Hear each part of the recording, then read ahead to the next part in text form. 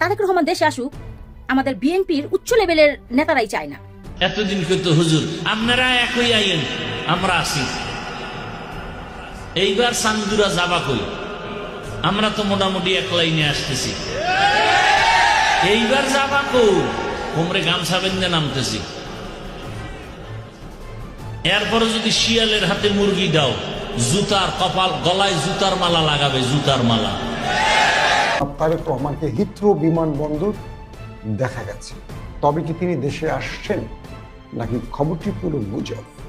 দ্ব্যর্থহীন কণ্ঠে ঘোষণা করতে চাই, আজকে তাদের জায়গা বাংলার জমিনের মধ্যে হবে না, দেব না, উৎখাত করেই ছাড়ব ইনশাআল্লাহ। আজকে দেখলাম যে বিএনপির এক নেতা বক্তব্য দিচ্ছে, মঞ্জুর ইলাহি বলতেছে খালেদা জিয়া যদি মারা যায় পৃথিবীর ইতিহাসে সবচেয়ে বড় জানাজা হবে। এখনো মারা যায়নি নেত্রী, আমরা বিএনপি দল করি না, তাও আমরা দোয়া করছি আল্লাহ যেন ম্যাডামকে সুস্থ করে। উনি তামাম বাংলাদেশের নেত্রী, আরো বিএনপি দলের নেতা হয়ে বক্তব্য দিচ্ছে যে জানাজার প্রস্তুতি চলতেছে, সবচেয়ে বড় জানাজা হবে। তারেক রহমানকে নিয়ে পুরো বিএনপি হতাশ।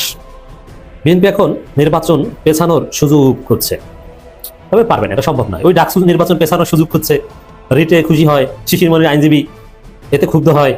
আবার রাকসুতে রাজশাহী বিশ্ববিদ্যালয় নির্বাচন কিছুদিনের জন্য পেছানোর পর ছাত্রদল বিজয় মিছিল করে, জেলা ছাত্রদলকে সাথে নিয়ে। মজা না? নির্বাচন পেছানো হচ্ছে বিএনপির অনেক। আসসালামু আলাইকুম প্রিয় দর্শক শ্রোতা, বিএনপির মধ্যে কিন্তু দেখা দিয়েছে ফাটল। কেননা আপনারা ইতিমধ্যে দেখবেন তারেক রহমান মূলত তার মা খালেদা জিয়াকে দেখতে দেশে ফিরতে পারছে না বা দেশে ফিরছে না।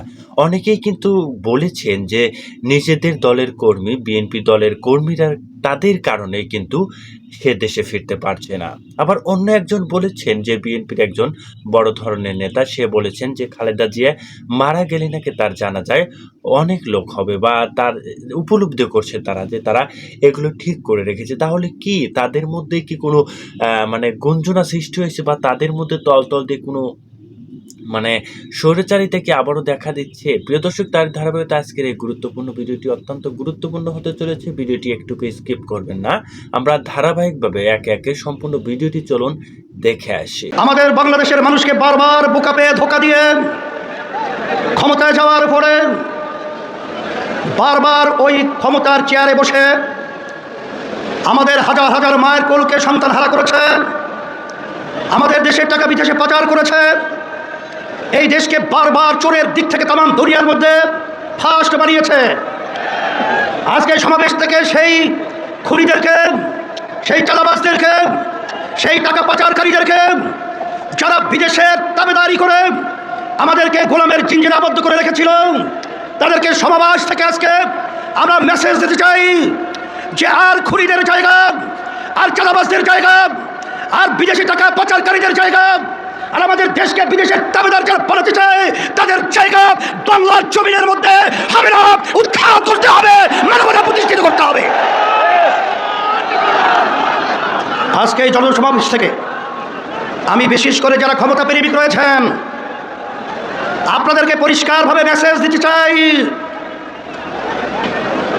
2024 এই দেশকে অভ্যুত্থানের জন্য যারা জীবন দিয়েছে, রক্ত দিয়েছে, পঙ্গু হয়েছে, চক্ষু হারিয়েছে, এখনো মায়ের কান্না বন্ধ হয় নাই, এখনো সেই দৃশ্য আমাদের চোখের সামনে থেকে বিলীন হয় নাই।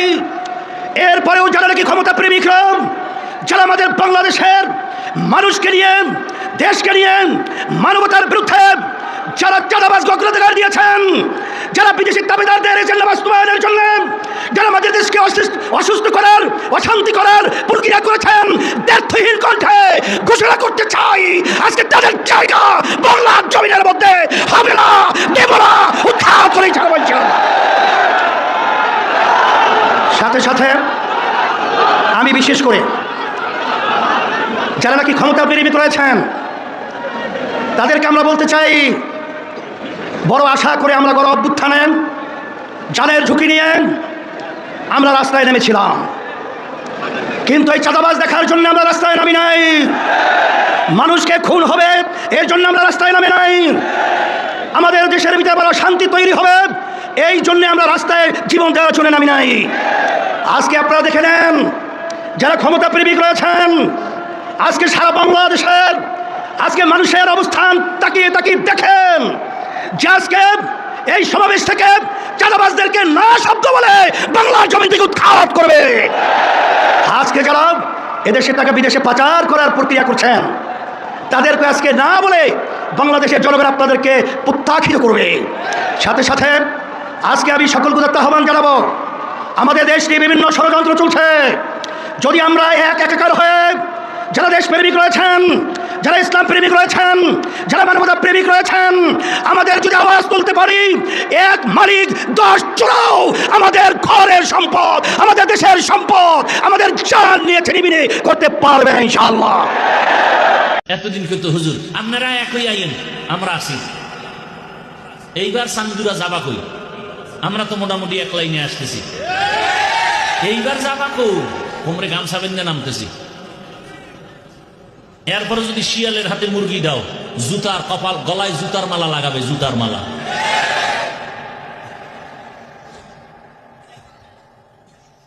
এটা কি অজের প্যান্ডেল না রাজনীতির প্যান্ডেল? অজের প্যান্ডেলে রাজনীতির নেতার নাম থাকে কেন, আর বক্তব্য দিয়ে ভোট চায় কেন? ওটা কুরু কুরু। আর আমরা কোরআনের রাজনীতির কথা বললে মাকরু। সব দোষ আপনাদের, সব আপনাদের দোষ। আপনারা যদি সাথে সাথে দাঁড়ায় বলতেন যে আমি নামাজ পড়ি না ঠিক, রোজা রাখি না ঠিক, দাড়ি রাখি না ঠিক, কিন্তু ইসলাম আমার জীবনের মূল, আল্লাহর কোরআন রসুল নিয়ে, আলেম নিয়ে, ইসলাম নিয়ে কথা বললে তোর চামড়া তুলে ফেলা হবে। জীবনে কোনোদিন সাহস পাইতো না, কোনো বেয়াদবি করার সাহস হতো না।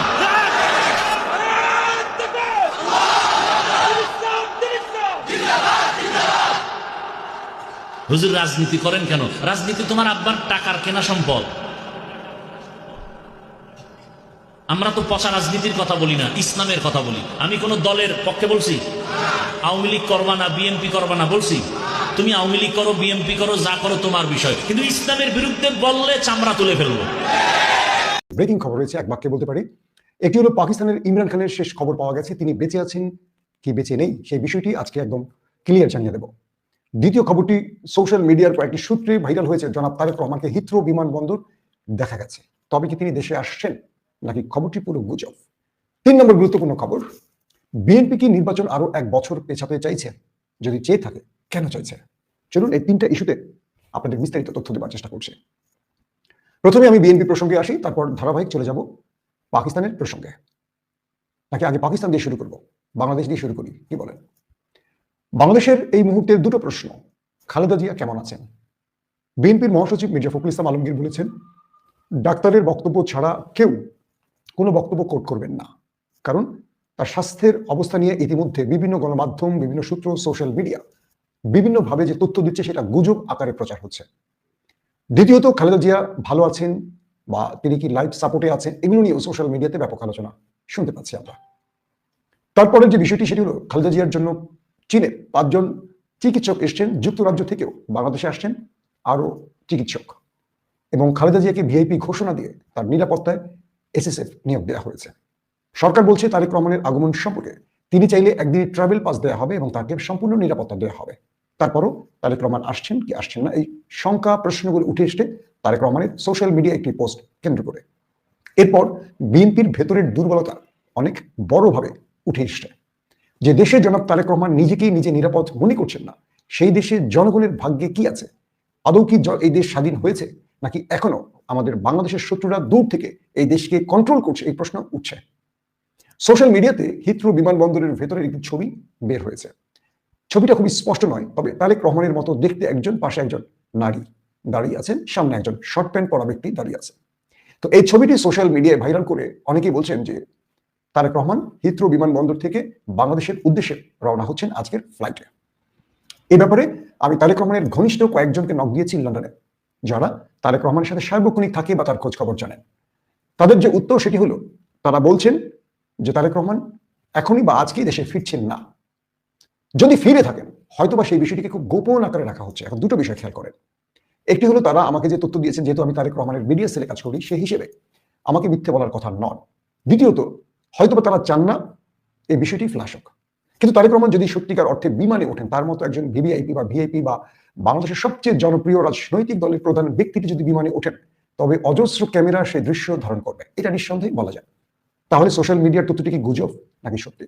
এটি উত্তর আমি দিতে পারবো না, কিন্তু তার ঘনিষ্ঠজনরা যারা তারেক রহমানের সঙ্গে থাকেন সবসময়ের জন্য, তারা যে উত্তরটি দিয়েছেন যে তিনি শীঘ্রই দেশে ফিরছেন, তবে আজকালকের মধ্যে ফিরছেন এই বিষয়টি তারা অনিশ্চিত। তারা বলছেন যে তারেক রহমান সাহেব এমন কোনো তথ্য তাদের শেয়ার করেনি। ধরেন তারেক রহমান তার তথ্য শেয়ার করেন এমন 3 জন ব্যক্তি যারা একদম তার খবর সবচেয়ে বেশি জানেন, এই 3 জনের 2 জনের সাথে আমার কথা হয়েছে, এই 2 জন আমাকে একই উত্তরটি দিয়েছে। এখন তার দেশে ফেরার বিষয়টি যে আসছে সেটাকে আমরা আপাতত গুজব হিসেবে দেখছি, তবে তারা বলছেন তারেক রহমান দেশে শিগগিরই ফিরবেন, সেই শিগগিরই আজকালকে বা আরো 5 দিন পরে, সেটা তারা নিশ্চিত করছেন না, অথবা তারা নিশ্চিত করতে চাইছেন না, কারণ তার মতো ব্যক্তি গোপনে দেশে আসতে পারবেন না, এটা সবাই জানবে। দ্বিতীয় বিষয়টি, তারেক রহমানের জন্য দেশে আসাটা খুবই গুরুত্বপূর্ণ। একদিকে তার রাজনীতিতে একটা প্রশ্ন উঠে গেছে, পাশাপাশি তার নিরাপত্তার প্রশ্নটি এসছে। সরকার কি তারেক রহমানকে ভিআইপি ঘোষণা করে এসএসএফ নিরাপত্তার সুবিধা দেবে? এমন অনেকে প্রশ্ন করছেন, যেহেতু খালেদা জিয়াকে দেওয়া হয়েছে। তবে খালেদা জিয়া যেহেতু দেশে 3 বারের প্রধানমন্ত্রী ছিলেন, তার জন্য আইন একরকম। তবে প্রধানমন্ত্রীর পরিবার সদস্যরা বা এক্স প্রধানমন্ত্রীর পরিবার সদস্যরা কি ধরনের নিরাপত্তা পাবেন সেই ব্যাপারে সরকার এখনো স্পষ্ট বলেনি। তবে সরকার যে বক্তব্যটি দিচ্ছে সেটি হলো তাকে নিরাপত্তা দেওয়া হবে, সেটা এসএসএফ নাকি পুলিশ, র্যাব, সেটা তারা বলেনি। তার 3 নম্বর বিষয়টি, তারেক রহমানের জন্য 2টো চ্যালেঞ্জ সামনে আসছে। এক, তিনি যদি দেশে আসতে না পারেন এই সময়, আমরা ধরে নিতে পারি তিনি নির্বাচনের আগে আসতে পারবেন না। কারণটা হলো, আজকে তিনি তার মার জন্য যদি মাকে দেখতে আসতে না পারেন, আগামীকালকে তার আসার কোনো পসিবিলিটি বা কোনো অবস্থা আমরা দেখতে পাচ্ছি না। তবে তাকে আসতে হবে কেবল তার দল ক্ষমতায় আসার পরে। আর যদি তারেক রহমান ডিসেম্বরের ফার্স্ট উইকে বাংলাদেশে আসবেন, দলের পক্ষ থেকে যে আসার কথা বলা হয়েছে, এটি যদি সত্য হয় তবে তিনি আজকেই আসতে পারবেন, কারণ 1 সপ্তাহ পর দেশের এমন কোনো পরিস্থিতি নতুন করে পরিবর্তন হওয়ার আশঙ্কা দেখছি না। তাহলে নির্বাচনের আগে তারেক রহমান আসছেন না আসছেন না, এই প্রশ্নটা এখন আরো বড় বা আরো প্রকট আকারে দেখা দিচ্ছে। তবে তিনি একটা চ্যালেঞ্জ, তারেক রহমানের যারা সঙ্গী সাথী আছেন তাদের অনেকেই বলছেন তারেক রহমান একটা চ্যালেঞ্জ নিতে চাইছেন। তার জীবনকে হুমকি থাকা, তার জীবনের উপর হুমকি থাকার পরও তিনি এই চ্যালেঞ্জটি নিতে চাইছেন এই কারণে, যাতে করে তার মাকে শেষবার তিনি দেখতে পারেন। কারণ তার মায়ের বা বেগম জিয়ার শারীরিক অবস্থা খুব একটা ভালো নেই। তবে আমরা আশা রাখি আল্লাহ তাকে সুস্থ করবেন এবং এই দেশের হাল ধরায় সহযোগিতা করবেন। তৃতীয় যে বিষয়টি বিএনপি প্রসঙ্গে, সেটি হলো সাম্প্রতিক কয়েকটি তথ্য আমাদের কাছে এসছে, ইন্টেলিজেন্স তথ্য। আমি সোশ্যাল মিডিয়ার কথা বলছি না, ইন্টেলিজেন্স তথ্য তারা অনেকেই শেয়ার করেন, সেটা পুলিশের গোয়েন্দা বাহিনী, র্যাব বা আদার্স ডিপার্টমেন্টগুলোর। তারা বলছেন বিএনপির একটা গ্রুপ চাইছে নির্বাচন আরো 1 বছর পেছাতে। এতদিন আমরা যে বিএনপিকে দেখেছিলাম যে নির্বাচন তারা চাইছেন দ্রুত, কিন্তু সেই বিএনপির মধ্যে একটা গ্রুপ সাম্প্রতিক বিএনপির জনপ্রিয়তা হ্রাস, পাশাপাশি ইসলামী দলগুলোর উত্থান, বড় বড় সমাবেশ এবং মাস পিপলের কাছে, জনগণের কাছে বিএনপি নেতারা যখন ভোট চাইতে যাচ্ছেন, পরিবেশ পরিস্থিতি তাদের পক্ষে যাচ্ছে না, এমন কিছু তথ্য উঠে এসছে। এবং সাম্প্রতিক জরিপগুলো বলছে বিএনপিকে ক্রমান্বয়ে ছাড়াতে শুরু করেছে জামায়াত ইসলাম বা ইসলামী দলগুলো। তো এক্ষেত্রে বিএনপি তাদের ভোট ব্যাংকে আরো 2টো শক্তিকে যোগ করতে চাইছে, একটি আওয়ামী লীগ, একটি জাতীয় পার্টি। ইন্টেলিজেন্স সোর্সগুলো বলছে যে বিএনপির একটা গ্রুপ, আমি বলছি না পুরো বিএনপির একটা গ্রুপ চাইছে নির্বাচন আরো 1 বছর পেছাক। এতে সুবিধাটা হলো যে এই 1 বছরে রিফাইন আওয়ামী লীগকে মাঠে নামাবে, পাশাপাশি জাতীয় পার্টিকে বিএনপি মাঠে নামাবে, এবং সেই শক্তিটাকে নিজের পক্ষে নিয়ে ইসলামী দলগুলোকে তারা পরাজিত করতে চায়। প্রশ্ন করবেন এখন, রিফাইন আওয়ামী লীগ বা জাতীয় পার্টি এখন কেন নয়, 1 বছর পর কেন? সাম্প্রতিক রাজনীতির পরিস্থিতি বলে দিচ্ছে এই মুহূর্তে আওয়ামী লীগ মাঠে নামতে পারবে না, পাশাপাশি জাতীয় পার্টির অবস্থার দৃষ্টিতে মনে হচ্ছে তারাও শক্তভাবে মাঠে নামতে পারবে না। কারণ এই সময়টাতে জাতীয় পার্টি কিংবা আওয়ামী লীগ মাঠে নামলে বা যার পক্ষে নামবে তাদের ভরাডুবি হওয়া সুযোগ রয়েছে। আর বিএনপি যেহেতু মাঠে এই 2টো দলের পক্ষে এখন কথা বলার সুযোগ পাচ্ছে না, সেহেতু বিএনপি এই রিফাইন বা জাতীয় পার্টি এদেরকে নিয়ে তার মান গরম করতে পারছে না। তাই তারা আরো 1 বছর সময় চাইছে, যে সময়টিতে তারা ক্রমান্বয়ে আওয়ামী লীগ এবং জাতীয় পার্টিকে তাদের মধ্যে অন্তর্ভুক্ত করে একটা চ্যালেঞ্জিং নির্বাচনে, অর্থাৎ হুমকি যেন থাকে না, পরাজয়ের যেন সংখ্যা না থাকে, এই সুযোগটি তৈরি করতে চাইছে বিএনপি। এমনটিও বলছে ইন্টেলিজেন্স তথ্যগুলো। এই তথ্যটা কতটুকু সঠিক হয়তো আগামী দিনে বলা যাবে, কারণ রাজনীতিতে আমরা অনেক সময় অ্যাজাম্পশন নিয়ে কথা বলি। রাজনীতিতে আমরা অনেক সময় ধারণা বা বাস্তব অবস্থা বা বিভিন্ন নেতার বক্তব্যের আলোকে সেগুলোকে আমরা উপজীব্য করে একটা আলোচনা তৈরি করি। কনক্রিট বলে দিতে পারবো না, না বিএনপি এটা বলছে। আমাকে যে তথ্যগুলো দিয়েছে, ধরেন গোয়েন্দা বাহিনীর ভেতর থেকে তথ্যগুলো আসছে যে এরকম এরকম নাকি চেষ্টা হচ্ছে, সেটা আমি আপনাদের উদ্দেশ্যে তুলে ধরলাম। এখন পুরো বিষয়টি দাঁড়াচ্ছে যে বিএনপি এই মুহূর্তে একদিকে বেগম খালেদা জিয়ার হাসপাতালে তার অবস্থা খবর জানেন, পুরো বাংলাদেশ একটা টেনশনে আছে, তারেক রহমান দেশে ফিরতে পারছেন না, সেই পরিস্থিতি এখনো তৈরি হয়নি এবং সেটি তিনি স্পষ্ট করেছেন। এই মুহূর্তে বিএনপির ভেতরে একটা ভাঙন সৃষ্টি হচ্ছে, ভাঙন বলতে একটা হতাশা তৈরি হচ্ছে, ভাঙন মানে দলটা ভেঙে যাচ্ছে না। এবং সোশ্যাল মিডিয়াগুলোতে অনেক নিউজ ব্লগিং এ বলা হচ্ছে তারেক রহমান যদি দেশে আসতে না পারেন প্রধানমন্ত্রী হবেন কে, সালাউদ্দিন আহমেদ নাকি জাইমা রহমান। তবে কিছু কিছু সূত্র বলছে জিয়া পরিবার কি পুরো মাইনাস করে ফেলতে চায় অদৃশ্য শক্তি, তাহলে সালাউদ্দিন আহমেদ। তার মানে সালাউদ্দিন আহমেদকে ভারতের শিলংয়ে এত বছর রেখে তাকে কি তৈরি করা হয়েছে যে অভিযোগ উঠে এসে সে অভিযোগ সত্য হতে যাচ্ছে, নাকি অন্য কিছু? আমি বলছি না সালাউদ্দিন আহমেদ ভারতের তাবেদার, বলছি এই অভিযোগ যারা করছেন সেটা কি সত্য হতে যাচ্ছে? এই মুহূর্তে দলের প্রধান, যিনি আমরা বাংলাদেশের প্রধান বলতে পারি, মহাসচিব, তার চেয়েও বড় ভূমিকা পালন করছেন সালাউদ্দিন আহমেদ। সবকিছু মিলে এই ফেব্রুয়ারি নির্বাচনটি কেন যেন মনে হচ্ছে অনিশ্চিত হয়ে যাচ্ছে।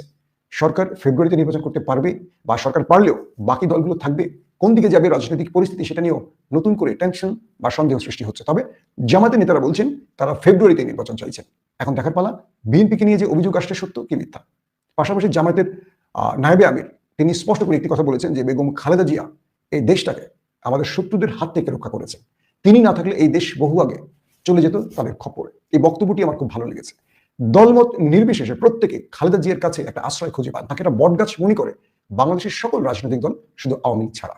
এবং বেগম জিয়ার সুস্থতা অবস্থা, তিনি পলিটিক্যালি যখন ছিলেন মাঠে, আমরা বিএনপি, জামাত বা 20 দলীয় জোটকে কখনো দেখিনি একে অপরের সাথে বিতর্ক তৈরি করতে। কিন্তু তিনি যখন অসুস্থ হয়ে পড়ে গেলেন এবং রাজনীতিতে অ্যাক্টিভ নেই, তখন দেখলাম বিএনপি তার বাকি অঙ্গ সংগঠন না, তার জোটের সঙ্গে বিএনপির বিরোধ তুঙ্গি উঠেছে। আর এর পেছনে মূল কারণ বিএনপির ভেতরে থাকা ভারত প্রেমী একটা গ্রুপ। এটা কোনোভাবে তারেক রহমান দূর করতে পারছেন না, কারণ বাংলাদেশে এই মুহূর্তে তারেক রহমানের ক্ষমতাটা, বিএনপির মধ্যে তার প্রভাবটা কতটুকু বোঝা কঠিন, তিনি নিজে দেশে আসতে পারছেন না। তারেক রহমানকে নিয়ে পুরো বিএনপি হতাশ। বিএনপি এখন নির্বাচন পেছানোর সুযোগ খুঁজছে, তবে পারবে না, এটা সম্ভব নয়। ওই ডাকসু নির্বাচন পেছানোর সুযোগ খুঁজছে, রিটে খুশি হয়, শিশির মনির আইনজীবী এতে ক্ষুব্ধ হয়। আবার রাকসুতে রাজশাহী বিশ্ববিদ্যালয় নির্বাচন কিছুদিনের জন্য পেছানোর পর ছাত্রদল বিজয় মিছিল করে, জেলা ছাত্রদলকে সাথে নিয়ে। মজা না? তা নির্বাচন পেছানো হচ্ছে। বিএনপির অনেকগুলো নাম আছে, জাতীয়তাবাদী আপত্তি পার্টি, সংস্কারে আপত্তি, জাতীয়তাবাদী tempo stand party, tempo stand থেকে চান্দা নেয়, আবার জাতীয়তাবাদী পেছানো পার্টি এখন নির্বাচন পেছাতে চায়। ডাকসু নির্বাচন পেছাতে চেয়েছে, রাকসু পেছাতে চেয়েছে, রাকসু কিছুদিন পেছাতে পেরে খুশি আর খুশি, বিজয় মিছিল করে। শাহজালাল বিজ্ঞান ও প্রযুক্তি বিশ্ববিদ্যালয় বলে যে এখন নির্বাচন হলে মানসিক চাপ পড়বে শিক্ষার্থীদের উপর। জাতীয়তাবাদী পেছানো পার্টি, পিছিয়ে দেন পার্টি। কিন্তু কিছুদিনের জন্য পেছাতে পারলেও আসলে তাদের কোনো অর্জন হয়েছে? রাকসুতে পেছাতে পেরেছিল, কোনো লাভ হয়েছে? নির্বাচন পেছানোর বিরুদ্ধে শিবির রাকসুতে রাজশাহী বিশ্ববিদ্যালয়ে মিছিল করেছিল, শিবির ক্ষুব্ধ হয়েছিল, কিন্তু কি হয়েছে? শিবিরই তো জিতেছে। ছাত্রদল বিজয় মিছিল করেছিল পেছাতে পেরে, কিন্তু সেই ছাত্রদল তো একটাও যেতে পারে নাই। মজা না? এরকম তারেক রহমান দেশে আসতে পারবেন না, আসবেন না, এটা বিএনপি সবার কাছে স্পষ্ট হয়ে গেছে। মানে এতদিন যে নাটক করতে পেরেছিল, এই কালকে আসবে, পরশু আসবে, অমুক দিন আসবে, তমুক দিন আসবে, December is coming, Tarique Rahman is coming, না কি বলতো, তারেক রহমান আর আসেন না। এদিকে বিএনপির নেতাকর্মীদের মধ্যে জাইমা রহমান একটা বক্তব্য, যদি এটা অরিজিনাল জাইমার বক্তব্য নয়, ছড়িয়ে পড়েছে কি যে এই জামাতি ইউনূস প্রশাসনের অধীনে তারেক রহমান তফসিল ঘোষণা হলেও দেশে যাবেন না। বিএনপির লোকজন এটা বিশ্বাস করে ফেলেছে যে তারেক রহমান আর দেশে আসছেন না। পরাজিত হলে তো আসবেনই না, আর বিজয়ী হলেও তখন বিএনপি বলবে তারেক রহমানকে সারা দল চলে, আমরা নির্বাচন করতে পারি, বিজয়ী হই, তাহলে তুমি কে? তারেক রহমানকে বিএনপি তখন আসতে দেবে না। বিশেষ করে খালেদা জিয়ার এই অসুস্থতার এই চূড়ান্ত মোমেন্টে তারেক রহমান দেশে আসতে না পারায় বিএনপির মনোবল ভেঙে পড়েছে, বিএনপি হতাশ হয়ে পড়েছে। এমনিতেই চাঁদাবাজির কারণে বিএনপির যারা সব সমর্থক ছিল তারা সবাই জামাতে টান নিয়েছে, আর এখন আরেকটু হার্ড সমর্থক যারা, তারাও হতাশ হয়ে পড়েছে। এখন এই জায়গা থেকে বিএনপি সামনে কোনো উপায় নেই, পরাজয় নিশ্চিত, তারা নির্বাচন পেছানোর ধান্দা করছে। রুমিন ফারহানা বলেছে যে শীঘ্র নির্বাচনের সম্ভাবনা আমি দেখি না, অথচ সরকার বলেছে নির্বাচন হবেই। বিএনপি পন্থী বুদ্ধিজীবীরা বলছে নির্বাচন অনিশ্চিত। বুঝতে পারছেন? এই জায়গায় বিএনপি প্রথমে ওই বিএনপির বঞ্চিত কিছু নেতাদের টকশোতে প্রথমে বলাচ্ছে যে নির্বাচন হবে না।